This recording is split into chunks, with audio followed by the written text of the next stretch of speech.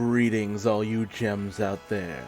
I'm Duuz-Diz-Din, and I want to talk about Steven Universe the movie. Finally. And I absolutely love this movie, and its colors, its visuals, and especially its musical tracks. The opening with a storybook opening, and just the fact that we have the three diamonds singing about how the various accomplishments of Rose Quartz and Steven, basically how they were able to bring about this very special connection with Earth that never should have happened, but it ended up being. Steven, this once in a lifetime being, just really changed everything across the universe just by being kind and compassionate.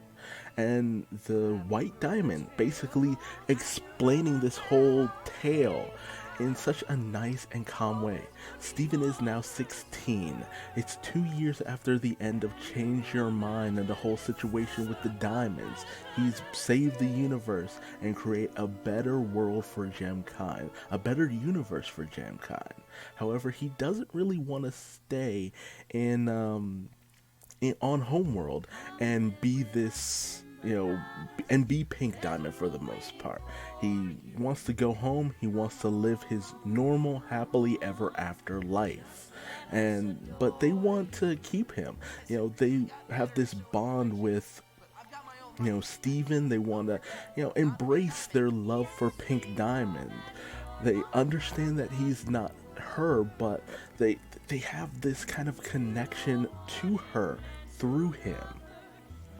They really care for having him around, but that's not what he wants. He wants to head out and live his happily ever after. So he ends up heading back, and we see that Connie is headed off to space camp and all that stuff. She's really grown, and they have this nice connection. They still have this nice friendship that's very beautiful, and they even seem to have this relationship for the most part. But, it's very cute, it's very sweet, and I'm glad we're seeing more of that. And Steven seems to really be pleased with everything that's going on with his life. Everything seems to have finally come into place. All the work that he's done over the past 2 years is almost over. He's come so far, and he's done so much. He's helped so many people, and it's time for that happily ever after. And I love this scene where you see Pearl and Greg just kind of hanging out, jamming out. This is something you never would have seen before. But through Steven, Pearl was able to let go of those old feelings for Rose Quartz and find something new, find her own experiences, her own life. Yes, she loved Rose. Yes, she wanted to be by Rose's side. But ultimately, it's only through Rose's death that Pearl was able to truly be free. I also like the fact that when Steven, tries to use Lion's Mane as a basic shortcut for the most part, we see that Rose's chest has been opened. What was in the chest? What's the whole situation behind that? But he goes off and meets up with the off-colors and just has a nice little time with them. Garnet, goes over her backstory, recounting it to the off-colors one last time, and it's a very sweet moment, just showing that, she found that love was the truth. And we also see that over in the location where the barn used to be, Little Homeworld has been created, complete with its own warp pad in the hole where the barn used to be. And Amethyst and Steven still have this great dynamic, this great relationship. We also see that Bismuth, Peridot, and Lapis have become this really close trio of characters who have continued to help out.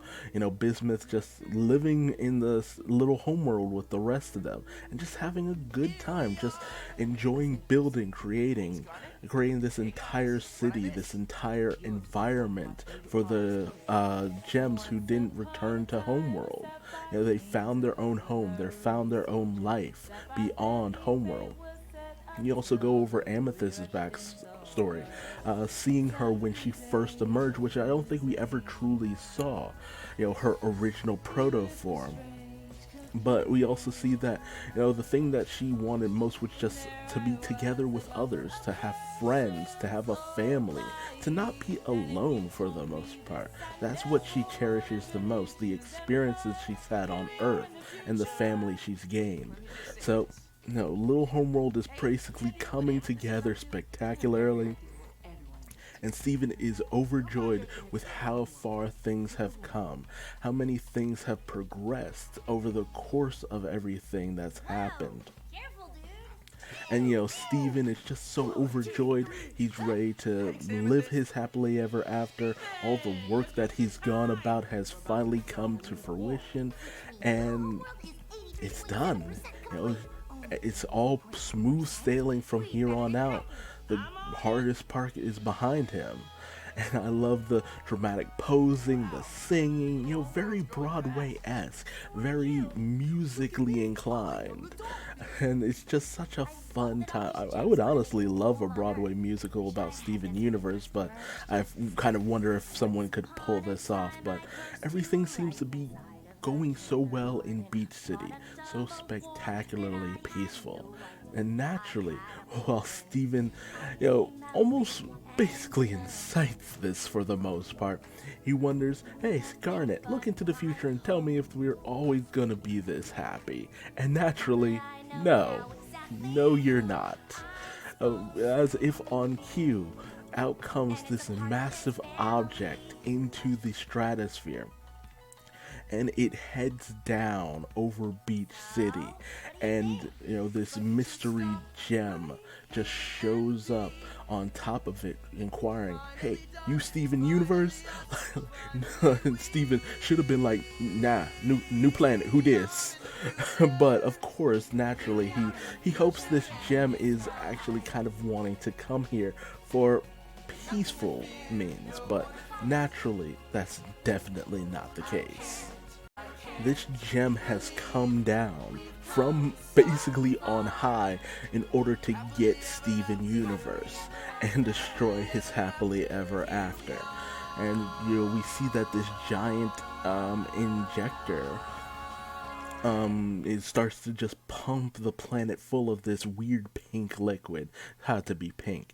And this gem seems to be someone that Pearl specifically seems to recognize.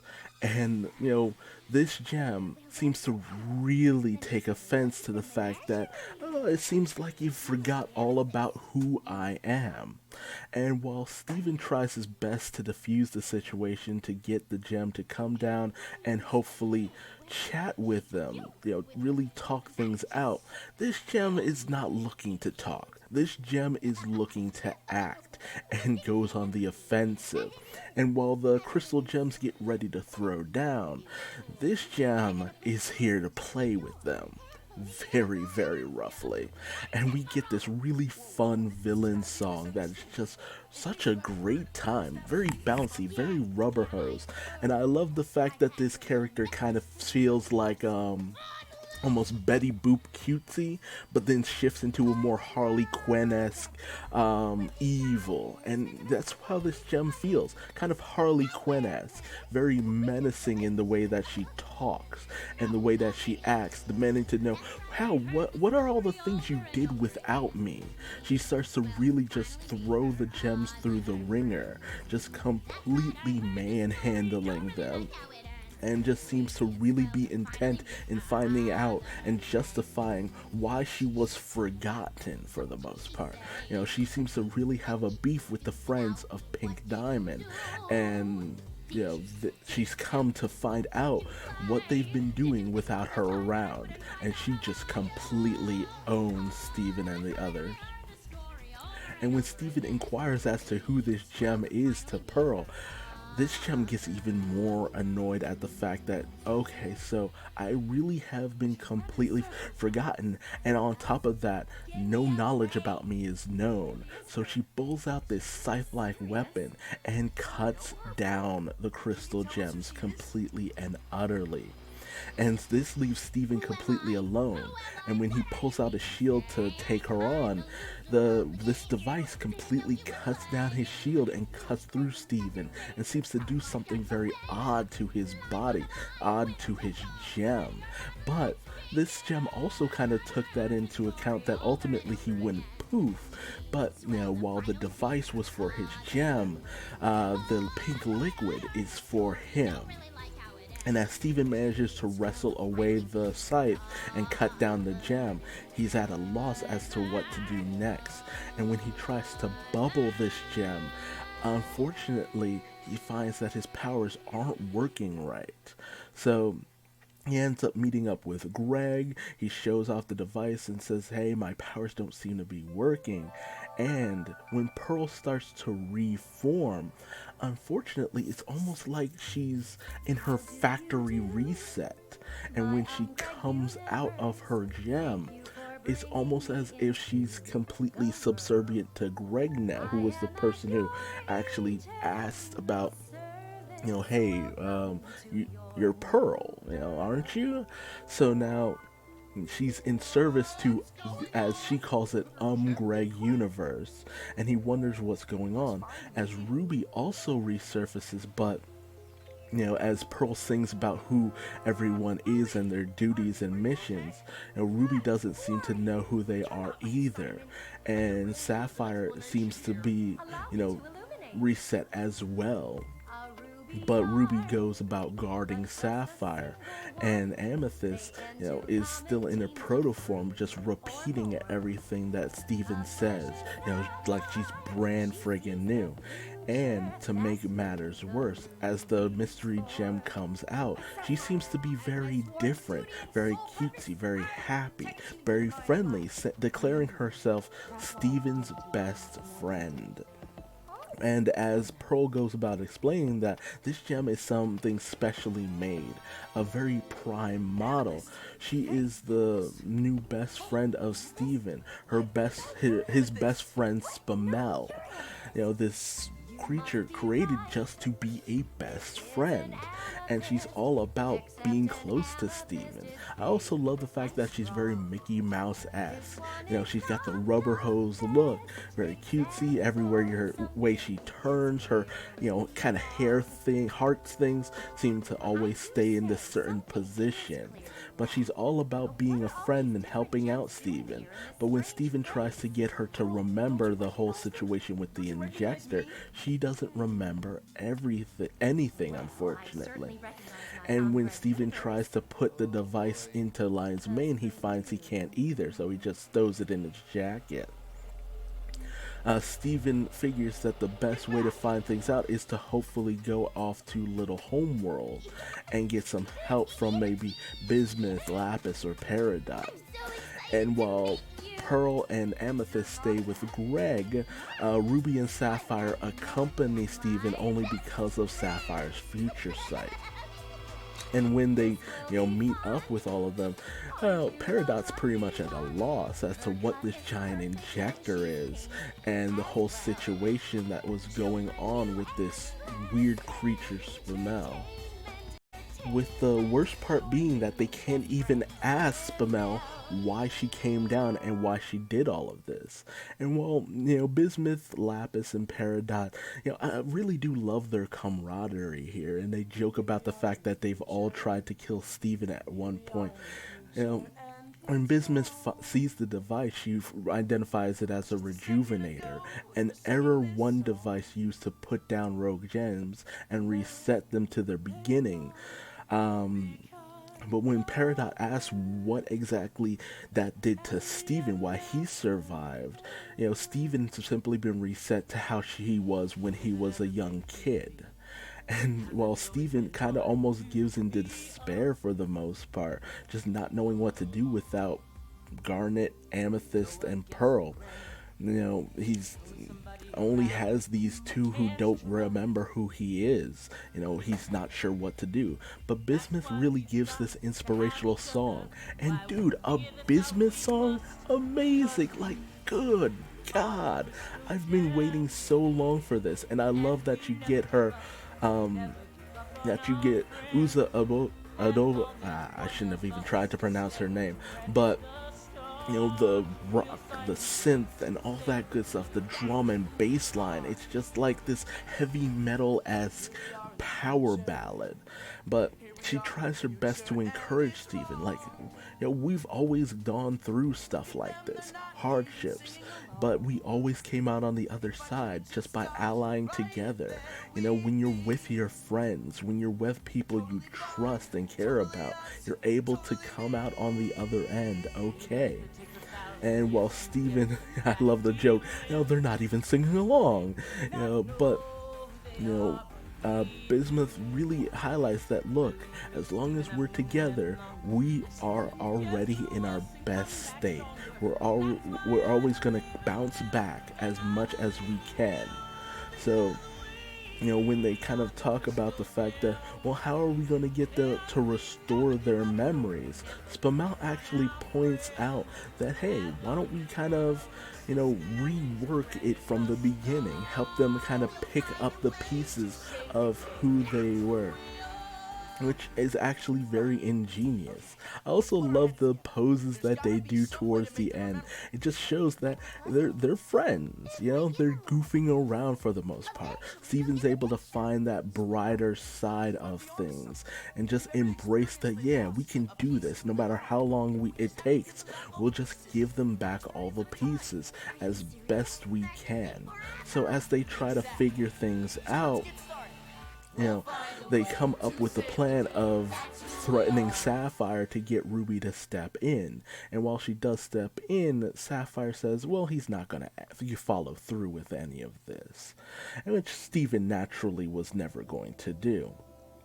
But as Ruby gets more and more interested in Sapphire's future sight, Spinel picks up the pizza cutter, as they called it, and hijinks ensue with her destroying a lot of the scaffolding and stuff around little homeworld, and this includes a giant apple precariously hanging, and it falls on top of Ruby with Steven saving her at the last minute, but his power isn't strong enough and it starts to break.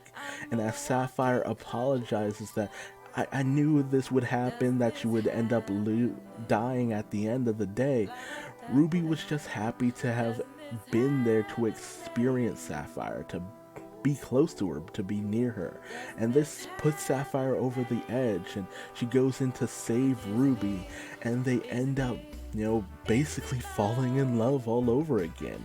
And we get this psychedelic tune by Estelle that's just fabulous, very interesting, and it feels like the embodiment of falling in love for the first time all over again. And they reform into the cotton candy Garnet from before. But unfortunately, she doesn't have any of her memories. She doesn't have her future sight. She can't help him. So he has to figure something else out. As Greg comes in to say he's lost Amethyst, so Steven has to go searching for her, and Spinel wants to come along, and when he tries to, get her not to come along, she is desperate not to be left behind, to always be by his side. So as they search for Amethyst, they end up finding her at Vidalia's studio amongst all the paintings of Amethyst, and he realizes that what he has to do is get her to remember all the experiences she's had on Earth, singing, dancing, eating food, playing games like a little brat for the most part. And she starts to kind of recover some of her mind, some of her independence and all that. They even take her to the kindergarten where she came from. And as they do her handshake with Steven, she's able to fully remember and realize herself. And she reforms, she cycles through all her previous forms into the Amethyst we've known at the start of the movie, at the end of the previous season. And it's just nice to see that she was able to come back through her connection through Earth and all the bonds of friendship she's made, all the fun she's had. That's really what mattered to her the most. Her only home she's ever known. So Amethyst is back to being her old self, but she also remembers Spinel and the danger that she posed, with Steven simply saying, well, she doesn't remember anything, we don't know what to do. But we also find that they're on a bit of a timetable, as this injector is doing something devious. And as Steven has Nana Pois evacuate the citizens of Beach City, we find that this injector is sapping the life out of the earth. And as Peridot explains, this is a very terrible device. It's gonna cause the end of the world. I also love the Robonoids having Peridot sunglasses and all that. But it's injecting this biopoison into the earth, and eventually it'll end up destroying everything in 42 hours. This is what that Spinel was bringing to the earth in order to kill his human half. But it's going to take the rest of the earth with him. So as he tries his best in order to disable the device and just basically pull it out of the ground, he ends up injuring himself because of the biopoison, and unfortunately increasing the timetable for the destruction of the world. And so he realizes that the only way to get things back on track is to recover Spinel's memories. But the only way to do that would be to recover Pearl's memories, as he's the only one who actually knew anything about Spinel. So he realizes that what he needs to do is just get Pearl back on track.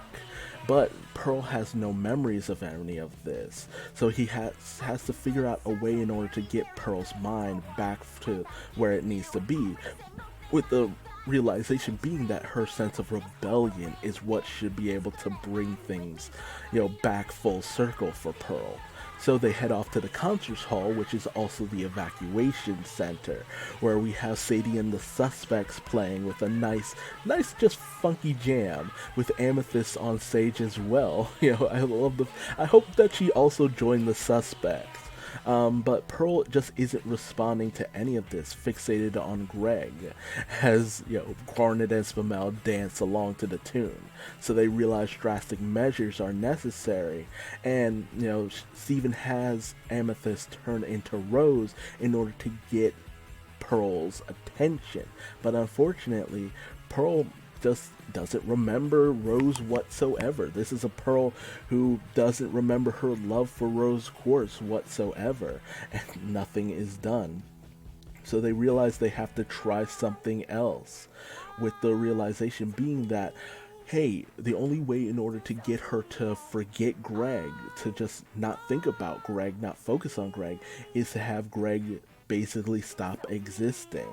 So the decision is made that Steven and Greg will fuse, much like Stevani, because they can do that. Unlike with Greg and Pearl, Greg and Rose, they can actually do that, and they form Stag, this rocking, pompadour having, long hair flowing dude who just croons like a goddamn king, like, my goodness. And while Pearl freaks out that Greg is no longer around, and Spinel freaks out that Steven isn't around, we have this incredible attention-grabbing musical number all about just being independent, thinking for yourself, and just enjoying who you are. And that's what Pearl needed, that resonance within her, that remembrance that her deepest love was rebelling, just becoming her own person after all this time. She was able to become this knight for Rose, and it really meant a lot to her to just have that identity, this swashbuckling hero for the most part. And, as she floats through the air, she comes to start to realize herself once again. And, Steg brings Pearl and Amethyst along for the ride, as Pearl remembers everything she's done up until now, the experiences, the fun she's had. And as she reforms back into her primary self, Amethyst joins up with Pearl, and they form Opal, and we get a musical number involving Opal, which we have yet to get ever since Giant Woman, where she just sang a few bars. But now she's rocking along with Stag. They're flying through the air. It is the most psychedelic groovy trip out there. Like, you know, with Garnet, that love ballad was, it's very 70s esque kind of love power ballad for the most part. But Spamel isn't really enjoying any of this. She's feeling left behind as Steg overlooks the injector contaminating the earth. Steven, defuses with Greg, but that took a lot of energy out of him. And he also noticed that Spamel is just crushed by all of this whole situation. And as she runs off, Pearl explains that Spamel was Pink Diamond's playmate in the garden, but she hasn't been seen in 6,000 years. So Steven decides to go running after Spamel just to kind of get her to remember the garden. That has to trigger some sort of memory, so he races off to his house where Spamel is over by the galaxy warp, and Spamel is starting to get her memories back. These feeling of hurt and pain within her. Unfortunately, Steven has to completely get her to remember in order to fix things, to get her to turn off the injector, and reminds her of the garden, and that triggers Spamel's memories. And she activates the galaxy warp and brings Steven to the garden, which is completely in disrepair. And she recounts everything that happened, that this was a play place for her and Pink Diamond. But while she thought Pink Diamond was happy to have her around to play and have a good time, that wasn't the case. Pink Diamond wanted more. Pink Diamond wanted to be taken seriously. Pink Diamond wanted a colony. And eventually, she was given just that by the Diamonds. And while it seemed like, that would be a fun time, a new place to play, that wasn't actually the case. Ultimately, Pink Diamond didn't want this substitute friend, this forced friend, just following her around, basically just being silly and, not being serious, not being this person, this almost annoying creature, the creature she would dismiss. And she would tell, hey, let's play a game. You sit right here until I come back. And, that's how the game is played. And, she was just happy to do this, happy to listen to her, happy to do what Pink Diamond wanted. But when Pink Diamond left, she waited. And she waited. And she waited. It's very almost reminiscent of Brooke's backstory from One Piece, which Rebecca Sugar is a fan of. And, she stood in that one spot and started to wonder, is that how this works? Is she gonna come back? But she waited, and she waited.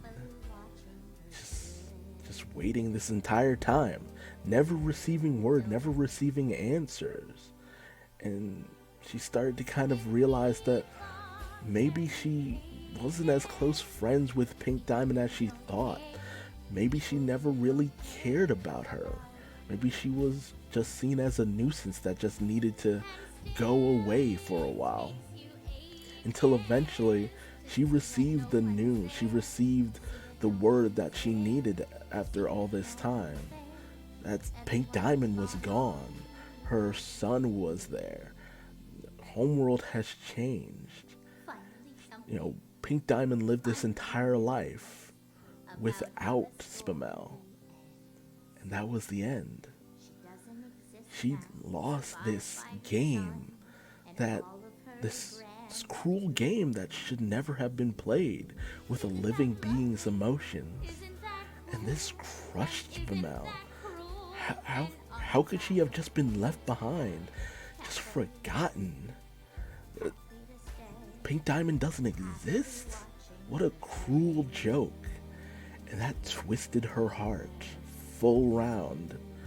And that left her a broken husk of her former self.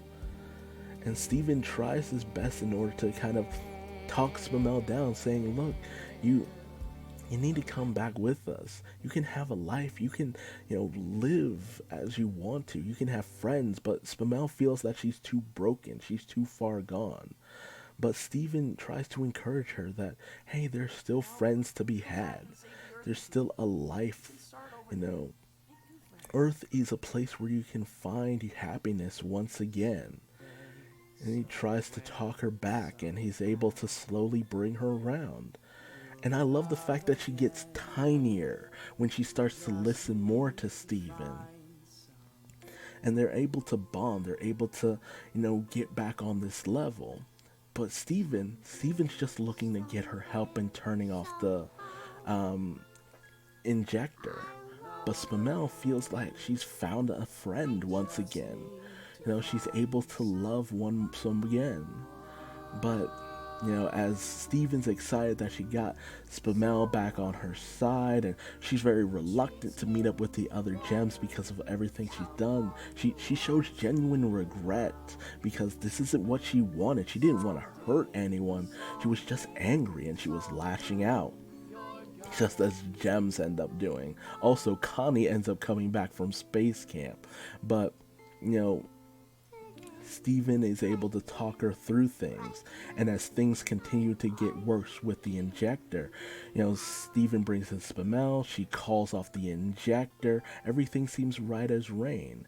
Unfortunately, once Steven questions how to get everything back to where it needs to be, Spinel starts to feel that maybe this was all he wanted from her, just to get things back to normal, just to forget about everything that's happened, everything about her. And while Steven tries to dismiss this, she's just too lost in her own grief. She feels that he's just trying to shunt her off somewhere, that she doesn't fit into this happily ever after picture. And when she lashes out, Steven unfortunately activates the rejuvenator, and Spinel starts to feel like, okay, that's what this plan was, to set me back to zero. Joke's on me. And she starts to lash out yet again. So as Spinel reactivates the injector, she sends it into overdrive and creates this brand new battlefield and takes Garnet hostage. And when Steven tries to talk down Spinel more, she seems to really want to go at it, to just fight to the death with Steven. But Steven doesn't want that. He doesn't want to harm her. That was never what this was about, just forgetting people. And seeing this, Garnet starts to reactivate, remember, and she starts to reform. Despite Spinel's best efforts, Garnet is back, and she's jamming out to the theme of this movie, the true kind of love. And it is beautiful, it is amazing, and it speaks to Spinel specifically. As she's rejoined by her friends, as Spinel lashes out, goes on the offensive, through teamwork, they're able to stop her at every turn. And Spinel tries to, in frustration, sends things into overdrive, basically ruining her plans, and, disrupting the whole process, making it so it's no longer viable, but it flows through Beach City, causing destruction, havoc, and putting people's lives in danger. And Steven sends the gems off to save everyone, while he stays behind and deals with Spinel, which, they do reluctantly. And as he tries to make his way up the injector, his powers fail on him. As we see Alexandrite helping people, Greg getting injured, Connie and Lion saving people, and everyone joining up at new little homeworld, in order to stay safe. And Steven makes his way all the way up with people riding on him, saving the town, saving the earth from this misguided gem. As he makes his way up and tries once again to talk Spinel down, she's just having none of it. She wants to fight. She wants to attack. She wants to let out some anger.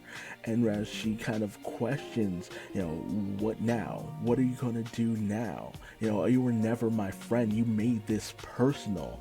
I just needed to get out some frustration, but now I really want to kill you. But Steven starts to have a breakdown, thinking this is it's the frustrating thing is that I'm back to square one. I wasn't able to do anything because my powers were completely reset to zero. And she questions, oh, this is how you started? How did you ever become savior of the galaxy is if this is how you were in the beginning? But Steven realizes it's because he changed, it's because he grew, it's because he adapted. It was all those experiences that ended up having this positive impact, and it's that realization that's the missing piece for him, that he became this hero through hard work and effort. And we get this awesome fight scene between Spinel and Steven, with him creating these barriers around his fist, like a character from One Piece, Bartolomeo, with his barrier fruit. And he still goes on the defensive to try to talk Spinel down, but she's really not having any of it, not listening to him, as she continues the fight, not wanting to be talked down, just wanting to get out some aggression. But Steven continues on this stance of non-aggression. He's back to the way that he knows he needs to be. This, being that just wants to help no matter what. But Spinel is having none of it and tries again with a gear third, elephant pistol, like some Luffy One Piece stuff, and just tries her best to beat him back down, but he's having none of it. And despite his toughness, despite everything, she tries to continue on, only to just break down as, she starts to run out of steam. And she just kind of gives into the fact that she never wanted any of this. She didn't want to hurt anyone. She didn't want to be this cruel monstrosity that she's turned into. And as Steven once again extends the hand of friendship, the injector begins to overload and explode from their battle.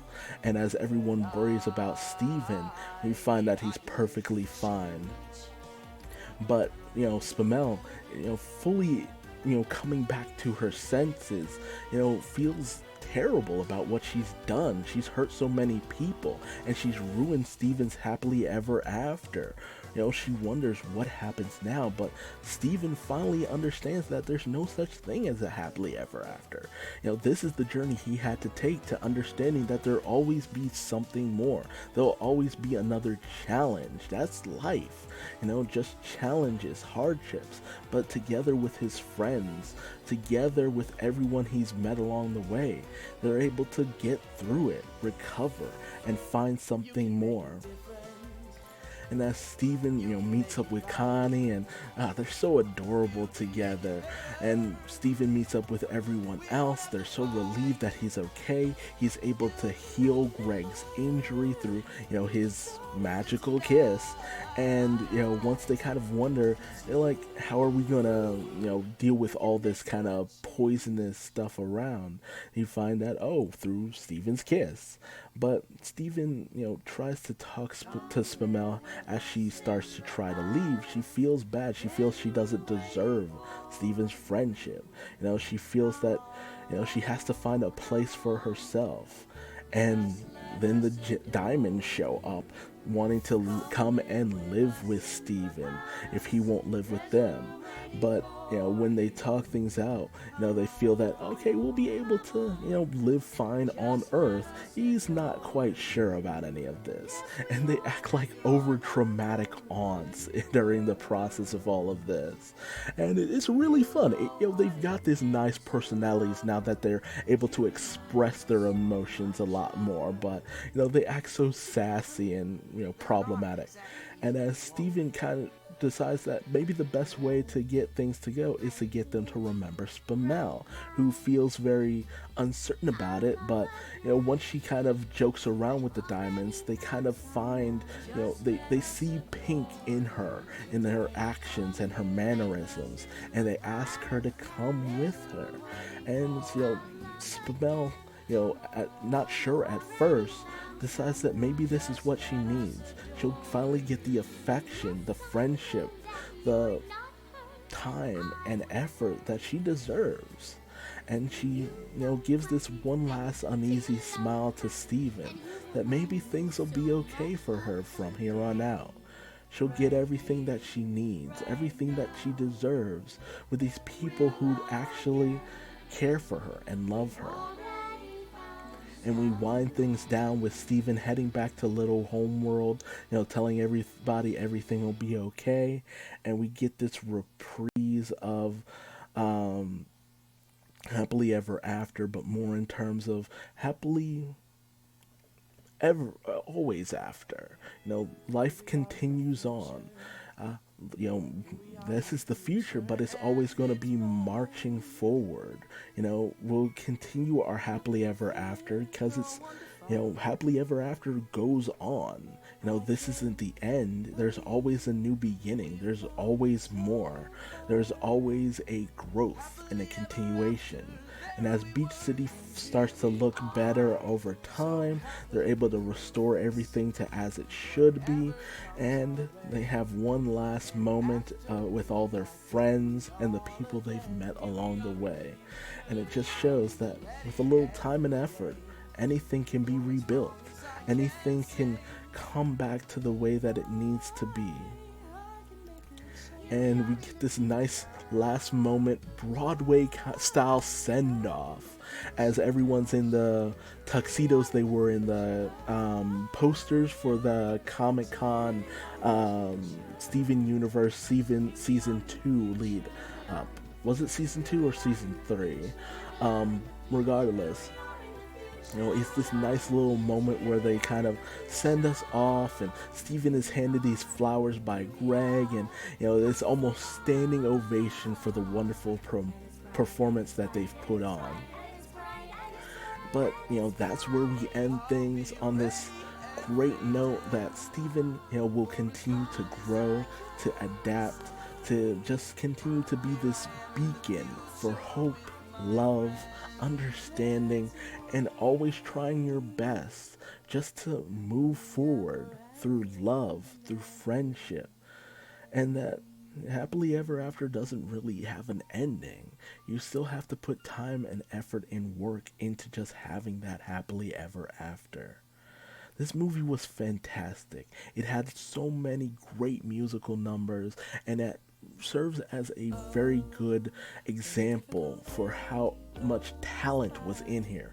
The acting was on point, the characters great, and Steven ultimately did learn a lesson by the end of things that disregarding the past and just trying to live in the happy moment, that doesn't happen. There's always going to be troubling moments, but as long as you have friends, family who are willing to be there for you, you gotta reach out to them and ask for a little help, a little assistance in just moving things forward. As long as you have truth, love, and understanding, anything is possible. And while I know a lot of people are kind of not too keen on the fact that yet another villain has been redeemed, and maybe this wasn't their favorite movie, that maybe wasn't what they wanted, this is what Steven Universe has always been about from jump. Just not so much the battles, but the love, the songs, the music, the heart, the emotion. That was all on display here. But tell me your thoughts and feelings in the comment section below. How did you feel about this movie? Do you feel that this was a nice send-off to Steven Universe? I know we have a 6th season potentially coming out, but if this was the conclusion, do you think you'd be okay with that? Do you think you'd be fine with that? I know I would. But, definitely tell me your feelings in the comment section below. If you liked this review, leave me a like. If you didn't, feel free to leave me a dislike and tell me what I did wrong in the comment section below so I might better myself for future videos. Subscribe and hit the bell icon. That way you never miss out on another Steven Universe review when we eventually get that 2nd season. And if you want to find me on social media, just Google Duuz-Diz-Din. I'm everywhere for better or for worse. And until the next video, just remember that the truth is love. Love is always the truth. And your friends will always be there to help you out and bring you through the hardest times. You just gotta be open to that. open to your emotions, open to your feelings, and open to the possibilities. Until next time, I'm Duuz-Diz-Din, and I'm going to bed. Bye-bye.